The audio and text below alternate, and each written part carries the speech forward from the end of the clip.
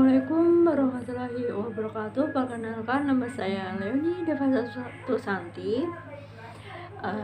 Saya mahasiswa dari IAIN Metro dan saya ini mahasiswa semester 3. Nah, di sini saya akan mempresentasikan tentang ilmu kalam. Bisa dilihat ya, yang sebelah saya sini, kata orang. Poin pertama, tidak ada suatu cabang ilmu yang di dalamnya paling banyak pertentangan dan paling banyak perbedaan pendapat selain ilmu kalam, menurut Hasan Hanafi. Kemudian poin kedua, ilmu kalam tidak memuaskan orang pintar dan tidak memberi manfaat kepada orang bodoh. Kemudian poin yang ketiga, setiap orang yang ingin menyelami seluk-beluk agamanya secara mendalam perlu mempelajari teologi yang terdapat dalam agama yang dianutnya, menurut Harun Nasution. Kemudian pengertian ilmu kalam. Apa sih itu ilmu?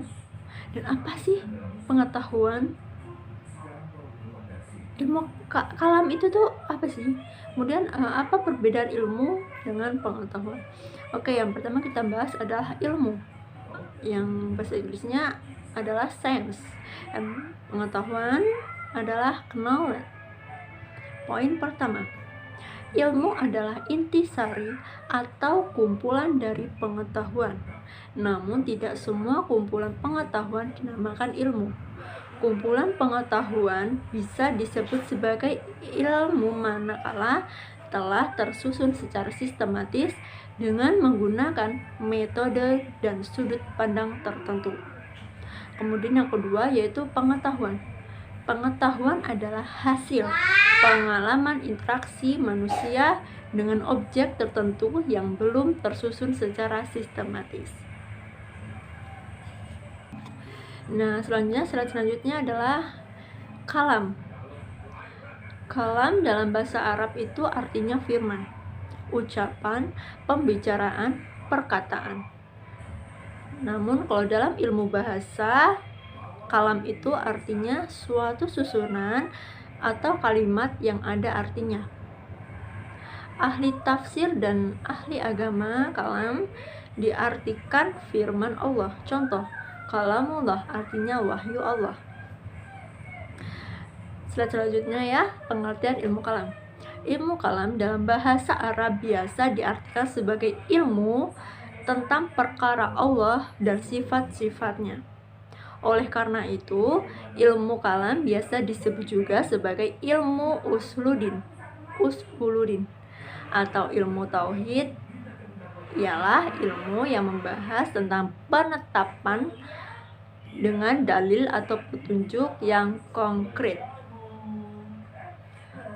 Lanjut ya, ilmu kalam atau teologi Islam adalah ilmu yang membahas aspek ketuhanan dan segala sesuatu yang berhak dengannya secara rasional. Selanjutnya kita akan membahas tentang ruang lingkup pembahasan ilmu kalam. Yang pertama ada ontologi, terus epistemologi, dan aksiologi. Kemudian penamaan ilmu kalam. Nah, penamaan ilmu kalam ini ada beberapa nama ya.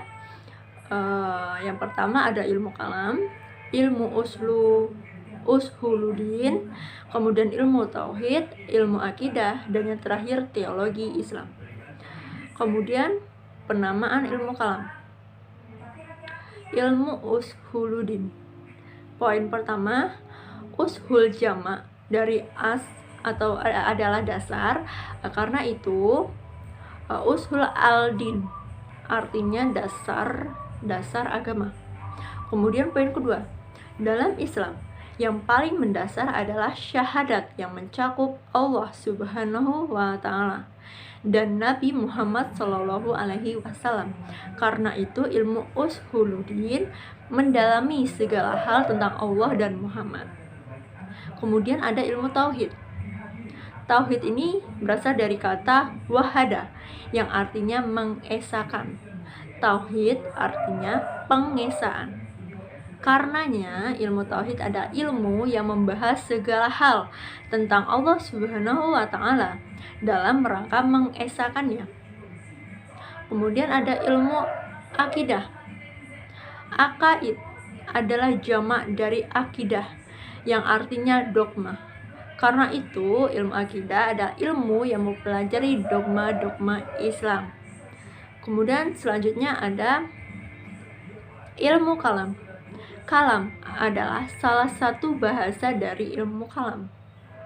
Kalam berarti pembicaraan yang bukan pembicaraan, tetapi pembicaraan yang menggunakan logika. Ia adalah sebuah metodologi berpikir atau metodologi dialog. Karenanya lebih tepat diartikan diskusi, alasan, atau debat. Kemudian ada kalam berasal dari kata kalm yang berarti luka atau cacat karena berpegang pada argumen rasional daripada wahyu. Karena itu ada yang terasa kurang. Kemudian poin yang terakhir ya, bisa dilihat di sini, dinamakan kalam karena mempelajari ilmu ini harus dan kalam, dan para pakarnya disebut mutakaliman. Selanjutnya ada lahirnya ilmu kalam. Ilmu kalam ini lahir dalam tradisi intelektual. Tradisi intelektual adalah upaya yang dilakukan oleh masyarakat beragama untuk menemukan permasalahan-permasalahan yang berkaitan dengan akal dalam masyarakat tertentu dan mencoba melaraskan hubungan antara akal dengan apa yang disebut dengan wahyu. Itu menurut Muhsin Mahdi. Kemudian ada lagi dia oleh William Ockham. Al-Riz menyatakan bahwa theology to be a discipline resting on revealed truth and independent of both philosophy and science. Artinya, teologi merupakan sebuah disiplin ilmu yang meletakkan kebenaran wahyu lewat argumen filsafat dan ilmu pengetahuan yang independen. Kemudian lahirnya ilmu kalam. Lahirnya ilmu kalam melalui persoalan politik, ada Khawarij, Syiah, dan Murji'ah. Kemudian kalau melalui teologis murni, itu ada Qadariyah, Jabariyah. Qadariyah sendiri ada Ma'bad al-Juhani. Kemudian Jabariyah ada Jam bin Safwan. Kemudian ilmu kalam ini terdiri dari lahirnya ilmu kalam itu terdiri dari ada Khawarij, Qadariyah, Mu'tazilah, Marji'ah, Jabariyah, dan ada Sunni. Mu'tazilah berpendapat bahwa kedudukan orang yang berbuat dosa besar itu tidak lagi sebagai orang mukmin, tetapi juga tidak menjadi kafir. Kedudukannya antara kedua golongan itu. Di akhirat ia kekal dalam neraka jika ia tiada tobat, tetapi azabnya ringan, tidak seperti yang dirasai oleh orang kafir sejati. Mu'tazilah berpendapat bahwa orang yang kekal adanya di dalam neraka itu ada dua macam. Pertama, kafir sejati. Kedua, orang Islam yang berbuat dosa besar dan yang tidak tobat. Kemudian ada mazhab Qadariyah. Mereka beriktikad bahwa kodrat itu sesudah diberikan Tuhan kepada manusia tidak sanggup lagi dengan iradat Tuhan. Jadi kalau manusia itu berbuat sesuatu, maka perbuatannya itu dilakukan dengan kekuasaannya itu sendiri. Kemudian Murji'ah menegaskan bahwa orang yang berbuat dosa besar tetap masih mukmin dan bukan kafir. Adapun soal dosa yang dilakukannya, terserah Allah untuk mengampuni atau tidak mengampuninya. Kemudian ada Jabariyah, berasal dari kata jabara, yang berarti memaksa dan mengharuskan melakukan sesuatu. Jabariyah disebut fatalis atau predestination, yaitu faham yang menyebutkan bahwa perbuatan manusia telah ditentukan dari semula oleh qada dan qadar Tuhan. Kemudian ada tema-tema ilmu kalam. Yang poin pertama ada otoritas dan legitimasi politik, posisi pendosa, yang ketiga otonomi kehendak, dan yang terakhir adalah sifat Allah. Terus cara kerja ilmu kalam. Yang pertama rasionalisme adalah rasionalisme yang memahami dan menerima fakta mengenai keberadaan segala sesuatu yang tidak benar-benar rasional. Dan inilah rasionalisme yang menjadi inti filsafat Islam.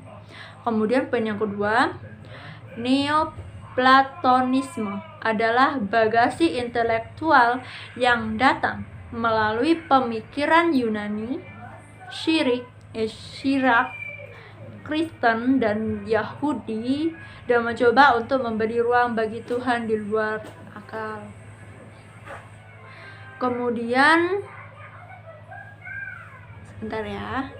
Kemudian ada tujuan signifikan ilmu kalam. Yang pertama, sebagai sumber dan motivator perbuatan kebajikan dan keutamaan. Yang kedua, membimbing manusia ke jalan yang benar, sekaligus mendorong mereka untuk mengerjakan ibadah dengan penuh keikhlasan. Kemudian yang ketiga, mengeluarkan jiwa manusia dari kegelapan, kekacauan, dan kegoncangan hidup yang dapat menyesatkan. Kemudian yang terakhir, mengantarkan manusia kepada kesempurnaan lahir dan batin. Yang terakhir, manfaat belajar ilmu kalam. Ilmu kalam atau ilmu tauhid tidak hanya sekedar diketahui dan dimiliki oleh seseorang, tetapi lebih dari itu, ia harus dihayati dengan baik dan benar. Kesadaran seseorang akan tugas dan kewajiban sebagai hamba Allah akan muncul dengan sendirinya.